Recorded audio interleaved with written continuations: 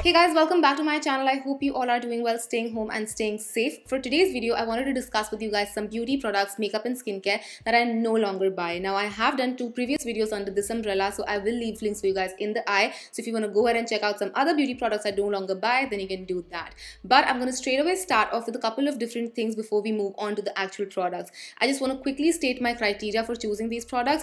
The criteria is not going to be I have too much of it, so I'm not going to buy, or you have too much of it, because first of all, if that's going to be the criteria, then I need to stop buying everything. And as we all know, I still buy a lot of beauty products because this is my job. Of course, I don't need to because I already have a collection that will be enough for me for Sat Janam, but let's not go there. All right. Secondly, I believe that a lot of you might be actual beginners who are looking for genuine advice. So as your sister, again, younger, elder, whatever you want to consider, I wanted to give you genuine advice on things that I feel like are useless for most people out there. I'm going to give you my reasoning for every damn thing.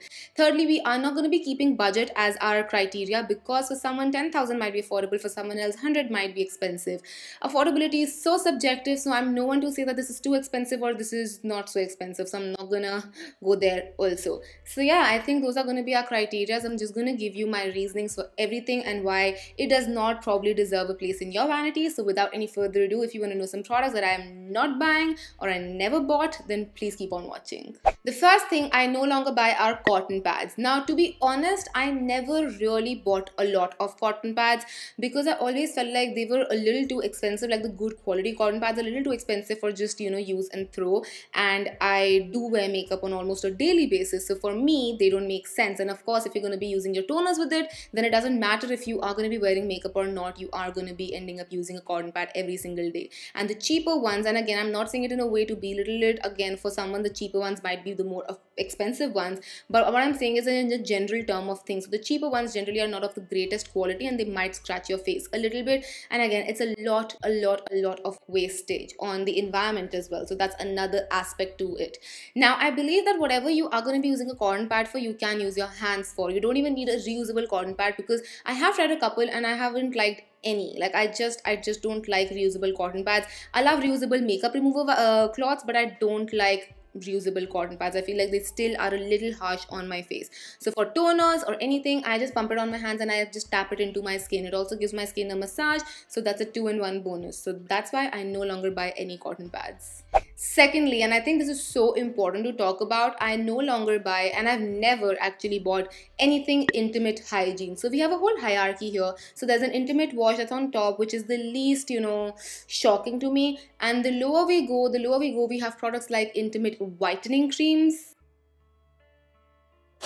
I was blown away. Like, I mean, I get it that as a country we are obsessed with fairer skin tones and we're still trying to like bridge that gap, but intimate whitening is something I just find so horrible. Your areas, like intimate areas, are sensitive, and whitening creams generally have bleaches in them, especially if they're going to be more affordable. The quality of the ingredients do become a little dodgy, so using bleach on your sensitive areas, I can't even use bleach on my normal areas because it burns my skin, and I feel like over a period of time it sensitizes skin even more, so it's a big no-no. And even for intimate washes, you don't need it. No matter however they tell you that it's pH balance, is this and that, you don't need it because your intimate areas self-clean themselves. You just need some water, maybe a gentle shower gel or a soap, and that's it. Intimate washes are not required. They might lead to more problems than actually be helping you out. So please, if you're someone who are considering buying intimate hygiene stuff, intimate whitening stuff, don't. The next thing I stopped buying are facial kits. Now, I used to buy a lot of facial kits mainly to review on YouTube because you guys really liked seeing those reviews. It's been more than a year that I've reviewed it, and I do have a couple of facial kits that I bought specifically just to review, like not even for my personal use, just to review, and I never ended up even using them. And why I think you don't require them either is because there are going to be some steps that you don't like doing. For example, for me, physical scrubs in these facial kits are so abrasive, and I have stopped living the facial exfoliation life. Long ago, I have whole videos on physical exfoliants and which ones to use, which ones not to use. And more often than not, these facial exfoliants, like these physical exfoliants in these facial kits, are walnut or apricot based, which is a no-no for your skin. Like, do yourself a favor, do your skin a favor, and stop using apricot or walnut scrubs because they're not good for your skin. All right. Secondly, if you are like from the oily skin type, the massage cream might not be something that suits you. And I have seen that a lot of times when I use these facial kits, I always end up breaking out, and that's not purging. Okay, purging doesn't happen with products like a facial kit. It's just that it makes your skin barrier very weak because you are just going constantly on with the scrub, then the cream, then the gel. You are just doing so much massage on your skin that your skin does get distressed. So I am not into facial kits, and I don't think you should be either. Moving on, I'm going to be talking about bestseller makeup kits. Now, I'm not guilty for this. I haven't really bought a lot of kits like these, maybe a couple of them here and there, but not more.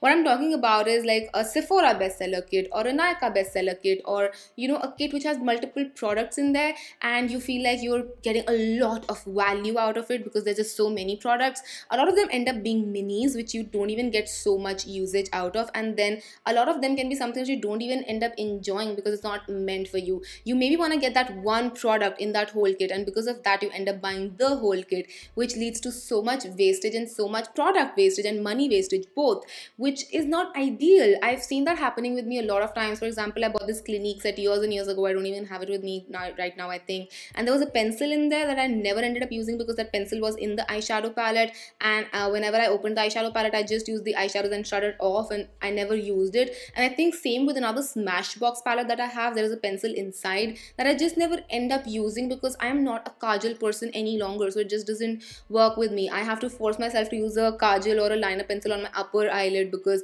I can get the same look with an eyeshadow, so I don't like using a pencil any longer. So when you're going for these elaborate kits, these bestseller kits with minis and travel size and whatnot, it just ends up being more wasteful. I get it that you might want to honestly just try out the product, but if there's just one product you want to try from the whole kit, a lot of brands are now doing minis, so you can just go for that one product. It might look like you're spending more because you might get the whole kit in like 3,000 rupees and that's mini might be like 900 rupees, but you just wanted the mini, right? So you're still saving about 2,100 rupees, which is a big deal. On a similar line, I have stopped buying like huge brush kits. Now don't get me wrong, I still love brush kits, but maybe like just up till 10 brushes.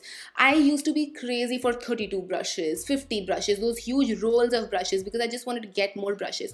And I realized over a period of time I don't even end up using half of them. So what's the point? I'm just collecting stuff that I'm never going to use, that's not going to be useful for me at all. There are going to be a couple of brushes that you're going to use, going to be a couple of brushes that are going to be core brushes, and those are the only brushes you need. There are good brush kits out there. I like some from Pack, then Sigma has some great ones. I'm talking about those 32 piece, 16 piece brushes that you get on Amazon, and half of them are useless. Trust me, half of them are useless. They don't even have a purpose to them. They're just adding on brushes because I see these brush kits and I'm like, okay, what is that brush going to do for you? Nothing. So stop buying brush kits that are not going to serve you any purpose. There are affordable brush kits out there that are smaller in size and are much better for your money. Okay, next up I want to talk about lip plumpers. I have never bought a lip plumper, not that I can remember. Honestly, I've been on YouTube for way too long and there might be some trends that I might have given into, but lip plumper is something I don't understand at all. I think overlining is a better solution. Now hear me out. I know you might be like, oh, you have normal lips, you won't understand. I have thin lips. Take some inspiration from Urvashi Dholakia, the original Komolika. She has thin lips. Like, search her no makeup photos. Her lips are almost non-existent and she used to just overline them. She never wore a lip plumper. She just overlined them, and dude, she is a boss bitch. She is a boss bitch. I cannot. Her lips used to look flawless. Like, the first time I saw her no makeup photograph, I was like, what? Those are her lips? Because it never looked fake to me. You can always overline your lips to make them look fuller if that is what you want to go for. Because with lip plumpers, A, the effect is temporary. B, it's painful. Okay, it's painful. It tingles a lot. It tingles so much. And I always hear people saying beauty is pain, but I don't like see the sense of going through pain just to look or feel beautiful. You are already beautiful, and that's something you need to start accepting. So yeah, lip plumpers for me, I think, are a waste, and I think for everyone else is a little bit wasteful too. And the last product I want to talk about are eye glosses. Now I know it's very editorial, it's very trendy, and it looks beautiful, but you have to realize it is editorial. Now, as someone who has gotten a makeup done from makeup artists for photo shoots, Trust me when I say this, makeup for photo shoots is very different than what it is in real life. What I have right now is something I can go out in if I have to just walk out of my home right now, which of course I wouldn't, because A, it's 3 a.m. in the morning, and B, quarantine. But still, you know, if I have to walk out right now, I feel comfortable and confident in walking out with this face. A lot of times editorial makeup is not something you can actually walk out in, because that is what it is. It is meant for a camera and certain light setup. You have to understand that. Eye gloss is something that would crease on you in 0.2 seconds. 0.2 seconds.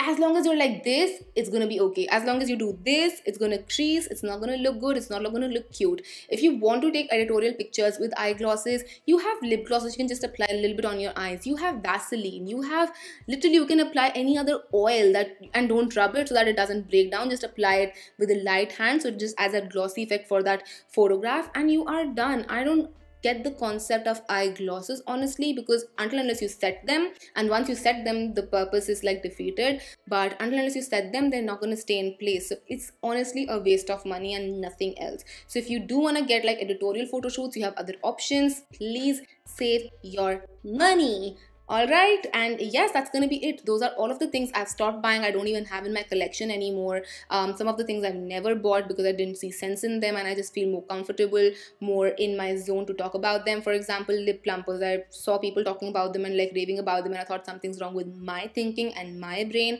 But now I know like there's nothing wrong in my thinking or my brain.